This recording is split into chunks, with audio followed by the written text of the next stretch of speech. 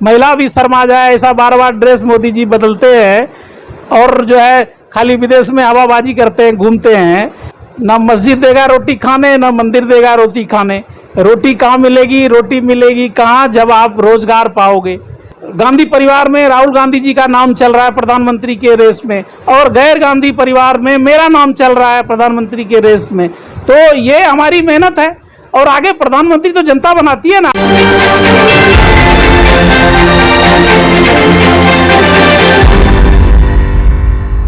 नमस्कार, आप देख रहे हैं हकीकत आप तक, आपकी आवाज़ सच के साथ।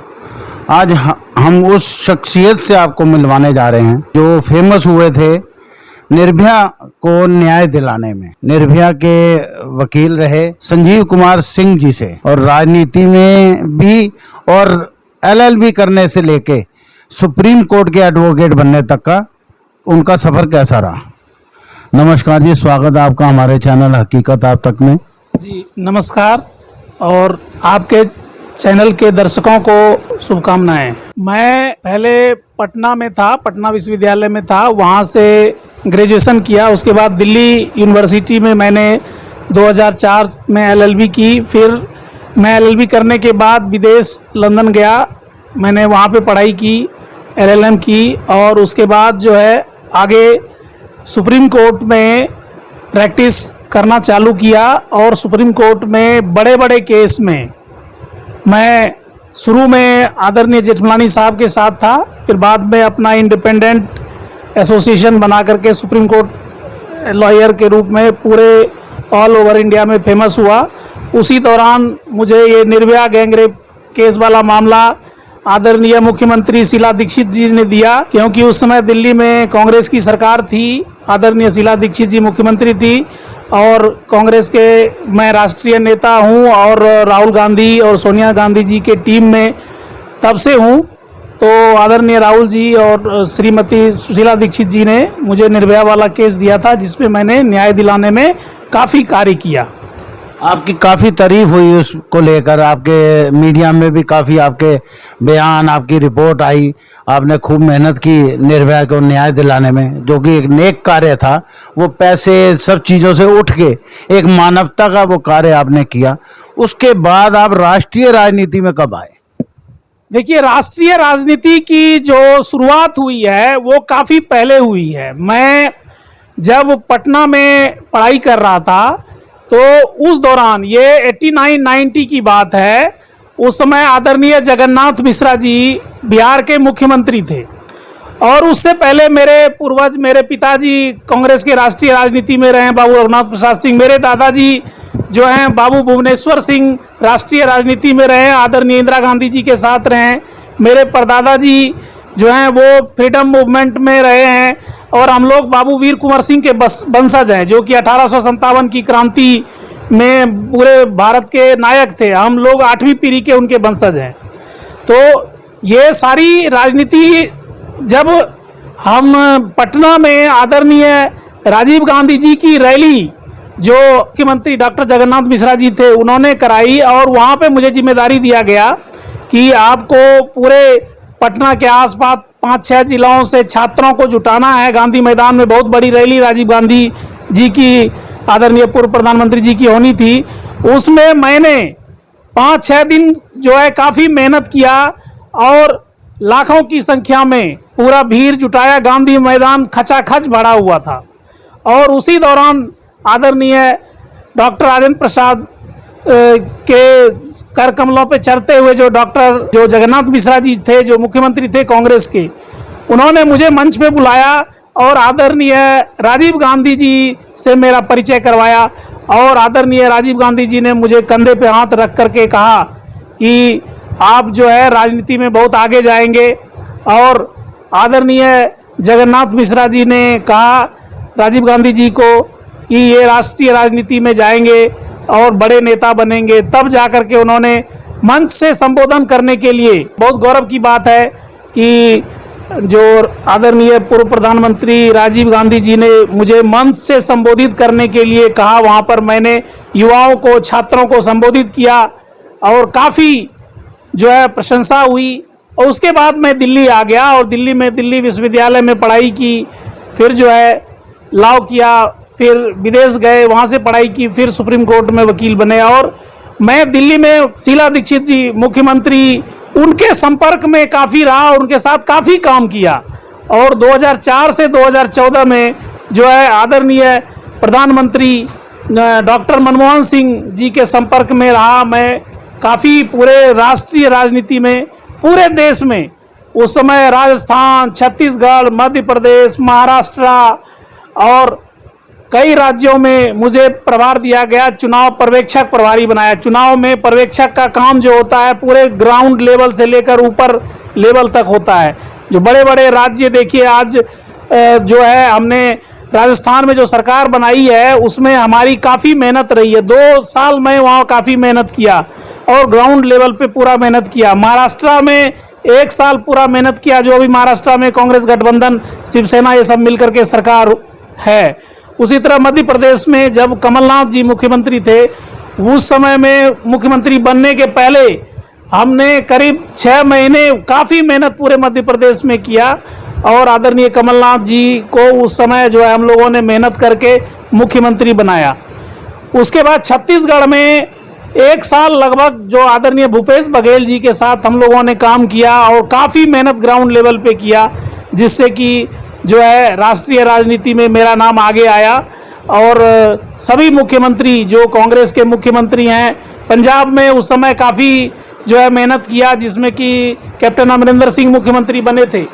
तो जहाँ जहाँ हमको पर्यवेक्षक प्रभारी बनाया, मैंने कांग्रेस को पॉजिटिव रिजल्ट दिया और अच्छी मेहनत लगन से आदरणीय अध्यक्षा सोनिया गांधी जी और आदरणीय राहुल गांधी जी, प्रियंका गांधी जी, ये सब हमको काफ़ी मानते हैं। और जिससे कि जो है अब जो कांग्रेस में जो स्थिति है, इसके लिए आगे हम अच्छा करना चाहते हैं, जिससे कांग्रेस आगे बढ़े।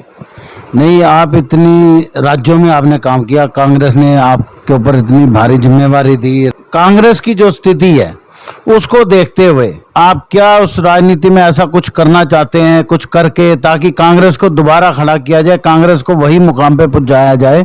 आप इसके लिए क्या करना चाहते हैं? देखिए, सबसे पहले कांग्रेस जो है पूरे भारत में और विदेश में भी जो कांग्रेस की शाखा है ये काफ़ी फैली हुई है, लेकिन इसमें एक्टिविटी, जो कार्य करने की क्षमता है, उसमें नया जोश पैदा करना होगा। कार्यकर्ताओं की संख्याओं को बढ़ाना होगा। जो अभी हमने टारगेट चिंतन शिविर में लिया है कि अभी हमको 1 साल के अंदर 2023 तक हमने कम से कम 2 करोड़ नए मेंबर बनाने होंगे।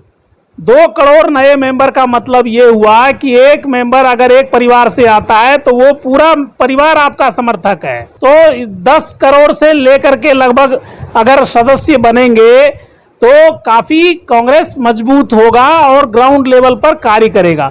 सबसे पहले तो ये कार्य है।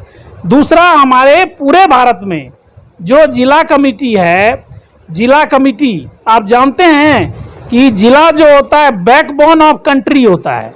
आप अगर एक जिला को मजबूत करिएगा तो समझिए आपका 5-6 विधानसभा मजबूत हो गया, 1 लोकसभा मजबूत हो गया। इसी तरह से हमने अभी जो हम पद यात्रा शुरू करेंगे, अभी पूरे भारत में भ्रमण करेंगे और उसमें जो है ना कांग्रेस की जागरूकता रैली जो है वो चलाएंगे, वो हमारे नेतृत्व में रहेगा। पूरे भारत का भ्रमण करेंगे और उसमें हर एक जिला लेवल पर कार्यकर्ताओं को संबोधित करेंगे और जिला कमेटी को काफ़ी मजबूत करेंगे, क्योंकि जिला कमेटी मजबूत होगा तो प्रदेश कमेटी मजबूत होगा, प्रदेश कमेटी मजबूत होगा तो ऑल इंडिया कांग्रेस कमेटी मजबूत होगा। ये 3 सीढ़ी है, जिला कमेटी, और जिला के अंदर प्रखंड होते हैं, सारे तालुका होते हैं, छोटे छोटे गांव होते हैं, ग्रामीण होता है। तो जिला में एक ऐसा हेडक्वार्टर, और अभी जानते हैं कांग्रेस में सबसे अच्छी खूबसूरती क्या है, कांग्रेस का संगठन बहुत है, लेकिन कार्यकर्ता को काम करने की प्रेरणा डालना है इसमें। कार्यकर्ता जो डिवोटेड काम करेंगे, जैसे कांग्रेस सेवा दल है या कांग्रेस यूथ कांग्रेस है या NSUI है या महिला कांग्रेस है, इन सबको काफ़ी मजबूत किया जाएगा। जिला लेवल पे कम से कम हम लोगों ने अभी जो प्लानिंग ब्लूप्रिंट तैयार किया है, हमने बैठ करके सारे हमारे जो राष्ट्रीय नेता हैं, हम लोग सब मिल करके एक ब्लूप्रिंट तैयार किए हैं। उसमें जिला लेवल पर कांग्रेस को काफ़ी मजबूत किया जाएगा और उसके बाद प्रदेश लेवल पर अपने आप मजबूत होगा और राष्ट्रीय लेवल पर मजबूत करेंगे। और नए नए जो टेक्निकल एक्सपर्ट है, आज मीडिया का युग है, आज जो है साइंस एंड टेक्नोलॉजी का युग है, आज जो है सभी चैनल से, सभी माध्यम से जो है हम लोगों को काफ़ी आगे बढ़ना होगा, क्योंकि कंपटीशन जो है ना अब काफ़ी टफ है। कंपटीशन में आने के लिए देखते हैं बीजेपी सारे हथकंडे अपना रही है। हमारे विरोधी दल है, लेकिन विरोधी दल से भी हम बहुत कुछ सीखते हैं कि वो हथकंडे अपना रही है सारी। तो आज का कंपटीशन का युग है। नहीं, जैसे अब कंपटीशन की आपने बात की, कंपटीशन में अब जैसे केजरीवाल आ गए, दिल्ली से शुरू हुए, एक आंदोलन से शुरू हुए, दिल्ली को जीता, दिल्ली के बाद अब पंजाब में जीत दर्ज की, उनकी राजनीति को आप किस तरह से देखते हैं? देखिए, केजरीवाल जो है बहुत बड़ा ठग और बहुत बड़ा धोखेबाज है। इसकी राजनीति को हम तब से जानते हैं जब से इन्होंने षड्यंत्र रचना शुरू किया। ये पहले IRS में था, वहाँ पे घटला घोटाला किया। उसके बाद इन्होंने क्या किया, एक NGO बनाया। मनीष सिसोदिया और सारे इनके जो चेले चपाटे हैं उनके साथ मिलकर के NGO में खूब इसने लूट फसाद करी और RTI लगा करके लोगों को ब्लैकमेल किया। इसने केजरीवाल एंड ग्रुप ने, ब्लैकमेलर कंपनी है ये। फिर इन्होंने क्या किया, अन्ना जैसे आंदोलनकारी व्यक्ति को ठग लिया इन्होंने। अन्ना के आंदोलन में घुसा था ही ये ठगने के लिए।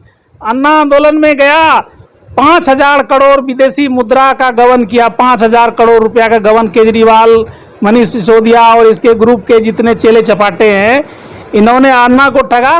और वो आंदोलन क्या करना था, वो तो अन्ना को जो है बर्गलाइज करके उसको जो है ये उससे ये फायदा, पॉलिटिकल फायदा निकालने के लिए पैसा कमा लिया। पूरे आंदोलन का, गरीब जनता का पैसा जो आंदोलन के नाम पे आया, वो पैसा सारा केजरीवाल वगैरह ने पूरा ठग करके अपनी राजनीति करना शुरू कर दिया। दिल्ली में क्या किया आपको मैं बताऊं कि शीला दीक्षित की सरकार को उखाड़ने के लिए ये केजरीवाल एंड कमेटी ने उल्टे सीधे काम करना शुरू कर दिए। क्या उल्टे सीधे काम, तो उस समय जो है निर्भया गैंगरेप जो कांड हुआ घटना, उसमें जो झुग्गी झोपड़ी के बहुत सारे लोग थे, वो आम आदमी पार्टी के कार्यकर्ता थे। वो क्या करते थे, सरकार विरोधी कार्य करते थे, उल्टे सीधे कार्य करते थे, कहीं आग लगा देते थे, कहीं झोपड़ी तोड़ देते थे और सरकार को बदनाम करते थे। इस समय जो है जो दौर था वो काफ़ी, जब केजरीवाल आया काफ़ी दौड़, उत्पातों बड़ा दौर रहा उस टाइम में। उल्टी सीधी हरकतें होती थी और सारे इन्हीं के कार्यकर्ता लोग करते थे, आम आदमी पार्टी वाले। अब देखिए कि दिल्ली में इन्होंने झूठे वादे कर करके जो है बिजली देंगे, पानी देंगे, ये सब चीज़ें झूठे, इससे तो देश का विकास नहीं हो रहा। और जो भी दिल्ली में विकास हुआ है, जो एक नारा चल रहा था कि मेरी दिल्ली मैं ही संवारूं, जो कि इंदिरा गांधी के बाद जो बड़ी महिला लीडर थी वो हुई सोनिया गांधी राष्ट्रीय राजनीति में, और दिल्ली की राजनीति में कौन हुई, शीला दीक्षित जी।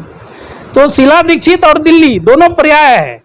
और दिल्ली का जितने भी फ्लाईओवर देख रहे हो, मेट्रो देख रहे हो, ये सारे जो विकास हुए हैं वो किन्होंने किया है, वो आदरणीय शीला दीक्षित जी ने किया है। केजरीवाल ने तो कुछ नहीं किया, ये गिरगिट है, ये गिरगिट की तरह रंग बदलता रहता है। पंजाब में खालिस्तानियों से मिल गया, ये उल्टा सीधा काम कर रहा है, देखो कंट्रोल में नहीं हो रहा है, समझे। एक शराबी को CM बना दिया गया है, तो वो क्या है, एक पपेट है, कठपुतली है। वो सब आपके जितने विधायक हैं उसको ये सब क्या समझते हैं, केजरीवाल कोई किसी का मान सम्मान नहीं देता है।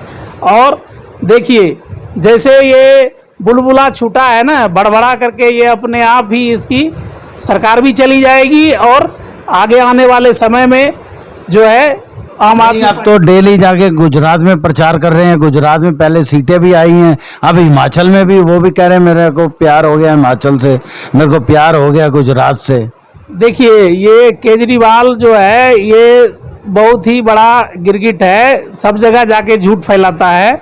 और जानते हैं झूठ माया फरेब में कई लोग फंस भी जाते हैं, लेकिन अंत में क्या होता है, अंत में झूठ का पोल खुलता है। तो केजरीवाल का जब पोल खुलेगा तो भागते हुए रास्ता नहीं मिलेगा, समझे। अभी श्रीलंका की कहानी जानते हैं, श्रीलंका में सब लोग मार मार करके पीट, इसी तरह से वो मुफ्त में सब कुछ दिया करते थे और मुफ्त में बांटने से उनकी सरकार बनी। और जो है अभी इतने लोग जनता मार रहे हैं कि वो उनको देखने का जगह नहीं मिल रहा है।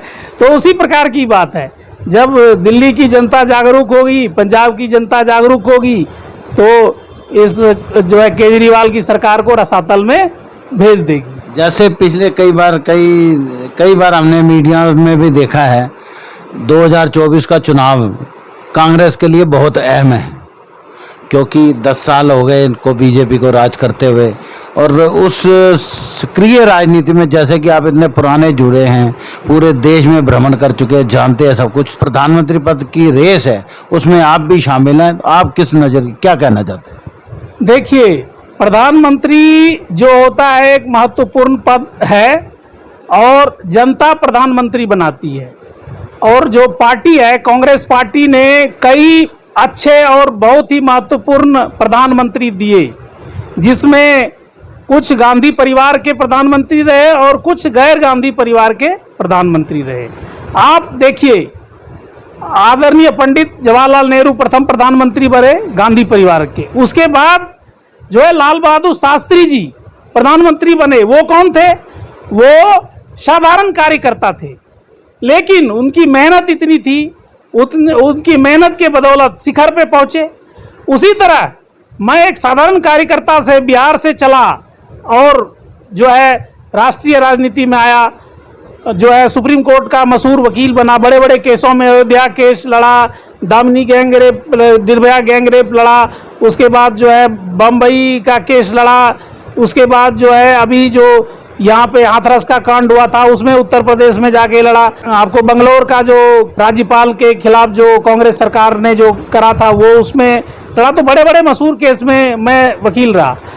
तो एक तो वकालत की, दूसरी और राजनीति में मैं पूरे देश में रहा। तो पार्टी देखती है कि हमारे कौन से नेता कार्य कर रहे हैं, इसलिए जो है पार्टी के बड़े बड़े नेताओं ने मेरा नाम आगे सुझाया कि युवा है, यंग है, और गांधी परिवार में राहुल गांधी जी का नाम चल रहा है प्रधानमंत्री के रेस में, और गैर गांधी परिवार में मेरा नाम चल रहा है प्रधानमंत्री के रेस में। तो ये हमारी मेहनत है, और आगे प्रधानमंत्री तो जनता बनाती है ना। अगर हम पूरे भारत में भ्रमण अभी हम चालू करने वाले हैं, पूरे राज्यों को मजबूत करेंगे, पूरे जिलों को, प्रखंडों को, गांव-गांव में अभी भ्रमण करेंगे। अभी हमने लगभग पूरे देश में, आप जो बड़े बड़े होल्डिंग देख रहे हैं, जो मीडिया में न्यूज़ आ रहा है, मैंने अभी तक 1 करोड़ होल्डिंग लगा दिया है। अब जो है दिल्ली में होल्डिंग लगना शुरू हो जाएगा। दिल्ली में जो है 10 लाख होल्डिंग लगाने का पूरा टारगेट है। नहीं तो आप मोदी जी को टक्कर दे देंगे? मोदी जी के सामने कांग्रेस को ले आएंगे, इसके मुकाबले में आ जाए कांग्रेस? मोदी जी कुछ नहीं है। मोदी जी, मैं आपको बता दूं, बड़ा ही अच्छा संयोग रहा है कि 2008 से मैं गुजरात सरकार का पैनल में स्टैंडिंग वकील रहा हूं सुप्रीम कोर्ट में। और गुजरात में जो मोदी ने जितने कुकर्म किए हैं, अमित शाह ने जितने कुकर्म किए हैं, आर.एन. पांड्या को मरवा दिया, और भी कांड, जो बड़े गोधरा कांड हुआ और सारे जो कांड हुए, इसमें जो अमित शाह हैं, जस्टिस लोया का जो हत्या हुआ, ये सब में क्या है, ये लोग बीजेपी वाले जो लोग हैं, चाहे अमित शाह हो चाहे मोदी जी हो, इन सब के हाथ रंगे हुए हैं। और ये लोग ईमानदार राजनीति की नहीं है, ये लोग धूर्त राजनीतिज्ञ हैं। और कांग्रेस ईमानदार छवि और मजबूत राजनीतिक के रूप में, और मोदी जी तो अब बूढ़े हो गए। अब जो है ये जमाना बूढ़ों का नहीं है, अब युवाओं का जमाना है, और हम लोग युवा हैं। युवा सोच, नई सोच, और युवाओं को जो है रोजगार सबसे बड़ी समस्या है। मोदी जी रोजगार पे कुछ नहीं कर रहे हैं। राम मंदिर में क्या हुआ, इंदिरा गांधी के बाद जो है राम मंदिर की आगे की जो वो है ताला किसने खुलवाया था? राजीव गांधी जी ने खुलवाया था। और मोदी जी ने थोड़ी मंदिर बना दिया। सुप्रीम कोर्ट में हम लोग वकील थे, सुप्रीम कोर्ट ने सब कोई लड़के, आदरणीय न्यायालय ने आदेश दिया, मोदी जी ने तो नहीं बना दिया। दूसरी ओर मैं बता दूं कि ये जो है हिंदू मुस्लिम और ये पाकिस्तान और इंडिया, ये सब जो हंगामा खड़ा करते हैं, खुद जो है हंगामा खड़ा करते हैं और उसका जो है ध्रुवीकरण करते हैं। कब तक? ना मस्जिद देगा रोटी खाने, ना मंदिर देगा रोटी खाने। रोटी कहाँ मिलेगी, रोटी मिलेगी कहाँ? जब आप रोजगार पाओगे। तो रोजगार की बात सोचो ना, शिक्षा की बात सोचो, उत्तम शिक्षा कैसे हो। रोजगार, जो बेरोजगार लोग इधर घूम रहे हैं, हम इतने बड़े वकील हैं, हम देख रहे हैं कि जो है गांव में लेवल में, पंचायत लेवल में या शहर लेवल में बेरोजगारी बहुत है। तो बेरोजगार युवा जो उल्टे सीधे काम करते हैं, तो रोजगार दोगे तब तो देश तरक्की करेगा। देखिए ये जुमलेबाज हैं। पहले इन्होंने कहा 15 लाख आएंगे, बाबा रामदेव कह रहे थे 30 रुपये में पेट्रोल मिल रहा है। अब जो देखो 100 पार हो गया, 105, 110 ये सारे चल रहे पेट्रोल के भाव। टमाटर और ये जितने भी सब्जी है ये सारे इतने महंगे हैं। नींबू 200-300 रुपये किलो हो रहा है। ये क्या हो रहा है? ये सोने की भाव जो खाने पीने की सामान मिल रही है, ये इसलिए हो रहा है कि जो बीजेपी वाले हैं इन्होंने क्या किया, जितने भी पब्लिक एक्सचेकर का मनी था, पैसा था, वो सारा लूट करके इन्होंने अपने प्रचार प्रसार में लगाया। समझे? देखिए इतने इतने बड़े बड़े जो होल्डिंग मोदी ने लगाया और बीजेपी वालों ने लगाया, वो किसके पैसे? मोदी कोई धन्ना सेठ था, मोदी खुद कह रहा है कि उसकी माँ बर्तन मजती थी, तो पैसे तो थे नहीं उसके पास। राहुल गांधी के दादा तो बर्तन नहीं मजते थे। राहुल गांधी के दादा बहुत बड़े बैरिस्टर थे। उनके जो है परदादा जो है पूरे इंडिया के माने हुए बैरिस्टर थे, जो हजारों रुपए लाखों रुपए की कमाई डेली की होती थी उनकी। मोदी जी की तो माँ तो बर्तन मजती थी, तो उनके पास पैसे कहां से आ गए? इतने जो बड़े लाखों के सूट पहनते हैं, 10 लाख के, अपने पैसे तो पहनते नहीं है। प्रधानमंत्री की कितनी सैलरी है? प्रधानमंत्री की सैलरी जितनी है उतनी में तो 10 लाख की सूट नहीं आती। तो कहां से? जनता के पैसे लूट रहे हैं ना, बड़े बड़े होल्डिंग लगा रहे हैं और बार बार ड्रेस, महिला भी शर्मा जाए ऐसा बार बार ड्रेस मोदी जी बदलते हैं और जो है खाली विदेश में हवाबाजी करते हैं, घूमते हैं। और अभी जानते हो कि मोदी जी को अगर बोलने के लिए दिया जाए तो बिना टेलीप्रॉम्प्टर के वो 10 मिनट नहीं बोल सकते। हम लोग तो 10-10 घंटे बोल सकते हैं। सुप्रीम कोर्ट के वकील है, LLM है, उनके पास क्या डिग्री है? वो कहाँ से पढ़े हैं मोदी जी? मोदी जी को ना अंग्रेजी आती ढंग से, ना हिंदी आती ढंग से, बस गुजराती बोल लेते हैं लटर पटर। और ऐसे नहीं चलता ना हिस्ट्री का ज्ञान है। वो अफगानिस्तान में तक्षशिला यूनिवर्सिटी को बिहार में ले आते हैं, जो कि अफगानिस्तान में है। अब समझिए उनकी 6ठी कक्षा की ज्ञान नहीं है मोदी जी को। तो ये सब क्या है? ज्ञान की कमी है। वो खाली RSS वाले हुल्लड़बाजी करके अपने ही लोगों से 4 लाइन में 2 लोग अपने बिठा देते हैं, मोदी मोदी चिल्लाते हैं। यही उनका काम है। अच्छा, अंत में आपसे ये पूछेंगे कि जैसे कि 2023 में आपने कहा जनसंपर्क कांग्रेस का शुरू होगा, घर घर प्रचार करेंगे पूरे हिंदुस्तान के अंदर। उसके बाद ये जो आप राष्ट्रीय राजनीति में आप जो प्रधानमंत्री की रेस में हैं, कब क्लियर होगा भाई आपको बनाया जाए? कम से कम साल 6 महीने पहले बनाया जाए तो आदमी का काम कब वो होता है? देखिए सबसे इम्पोर्टेंट बात यह है कि जो लोकसभा का चुनाव होगा वो मई 2024 में होगा। समझे? तो जो अप्रैल मई 2024 में होगा तो उसके लिए अभी काफ़ी समय है, और ये समय है हमें मेहनत करने का। और अभी जो आप देख ले रहे हैं कि मई 2022 चल रहा है, तो लगभग 2.25 साल हमारे पास है। इस 2.25 साल में हमको काफ़ी मेहनत करना है, पूरे देश का भ्रमण करना है, हर एक लोकसभा जाना है, हर एक विधानसभा जाना है, हर एक जिला जाना है। और ये संपर्क जो है अभी 2022 में ही हम लोग शुरू करेंगे।